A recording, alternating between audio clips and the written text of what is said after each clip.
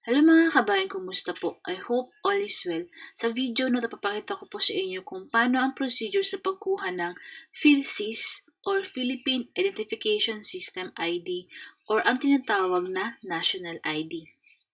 Let's start!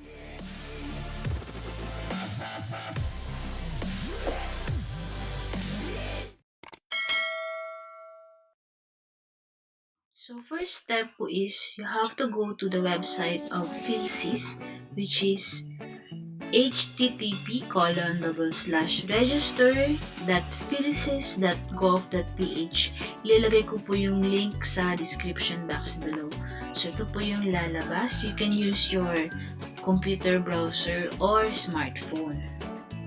So nakalagay po dyan, welcome to the Philsys Online Step 1 Registration. So, click nyo lang po yung proceed. Ayan.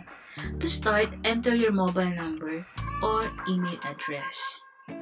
If you do not have Philippine mobile number, please provide an email address instead. Kindly ensure that the mobile number you entered, especially for prepaid users, is your permanent mobile number. We will need the same mobile number to log in next time. So, pakalagay nyo po ng email address nyo dyan. Click nyo lang po yung I'm not a robot. Then, send OTP. Ka-receive po kayo ng OTP doon sa mobile or sa email na nilagay nyo. Then, kakailanganin po nyo yun sa next step natin. So, provide the OTP sent to your email address or mobile number. If not found, kindly check your spam folder or click resend to send OTP again. So, valid lang po siya for 5 minutes. Ito po yung OTP na na-receive ko. Then, click nyo po yung So, pag nalagay nyo na po yung OTP, ito po yung lalabas. May privacy notice dito.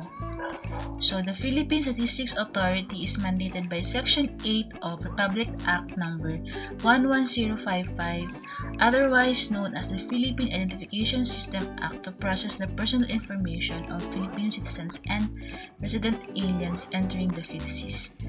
So, after po nyan, basahin nyo lang po yan, then click nyo po yung ito na po yung lalabas, which is the online application form. Fill upan lang po ang lahat ng information na hinihingi.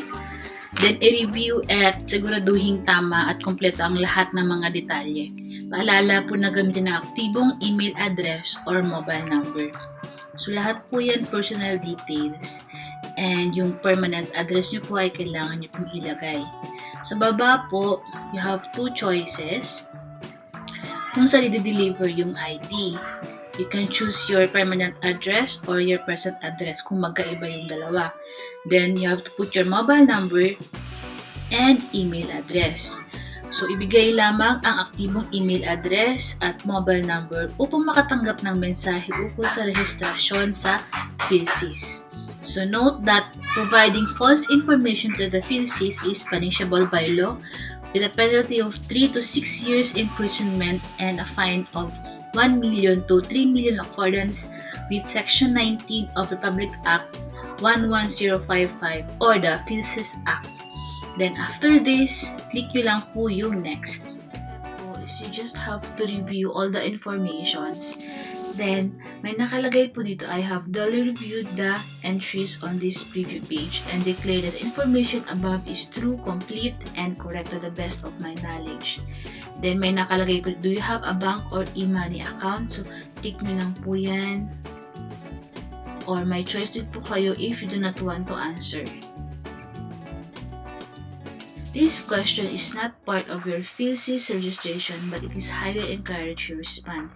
It will be used for statistical purposes to inform the government's financial inclusion and social protection initiatives leveraging the Philsys, and rest assured that your response will not be shared to any organization. Those without bank accounts have the option to open one during step 2 registration. Then, click nyo lang po yung next or yung continue. Ito na po yung lalabas, yung appointment booking sa registration center.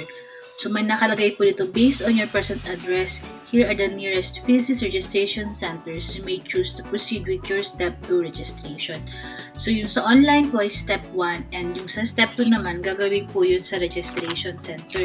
So automatic na po yun kung saan yung permanent address nyo, masasuggest po siya ng mga malalapit na registration centers. So pumili lang po ng registration center, dun yung petsa at oras, para sa Step 2 Registration Appointment. Huwag pong kalimutang i-save ang inyong appointment reference number na dadalhin sa Step 2 Registration. Ayan. For example, choose po natin yung Robinsons na Balikches. Then sa baba po, scroll down lang natin. Ayan. It's either you have to book later or choose the schedule right now. So kung choose po natin yung schedule, ito po yung lalabas. So, there's no slots available. Maghanap po tayo ng iba. Like, for example, sa Cloverleaf. Yan, tick lang po natin dyan. May nakalagay naman po dyang address, then yung operating hours nila. Then, choose schedule. And, so, may nakalagay po dyan na nearest available slot. After that, click lang po natin yung step po ay ang pag-download ng PDF format. You can either save it in your mobile, take picture, or you can print it. Nakalagay po dun yung appointment reference number, yung registration center nyo, yung appointment, date, and time. And nakalagay din po dun yung instruction. So, what to bring during step 2 registration? So, yung appointment slip nyo po, original copy of supporting documents. Supporting documents po yung mga ID nyo, which is yung passport, PSA ID, driver's license, admit card, ganyan.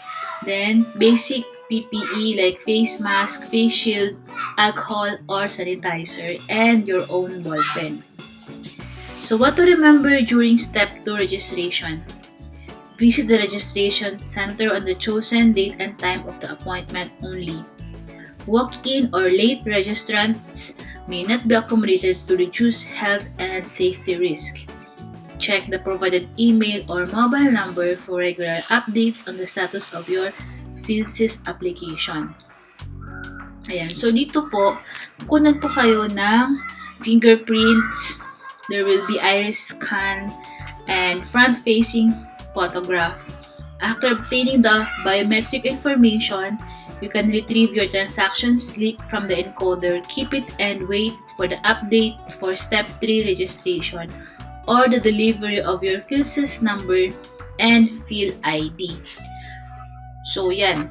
Lahat po ng ito ay libre. So, ang pag-apply po ng Philsys or National ID ay free of charge.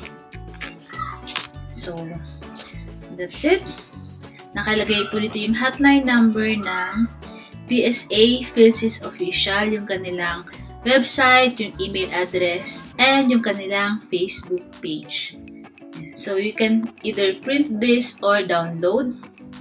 Then after this, you can click Finish. So, basically, that's it. Thank you for watching.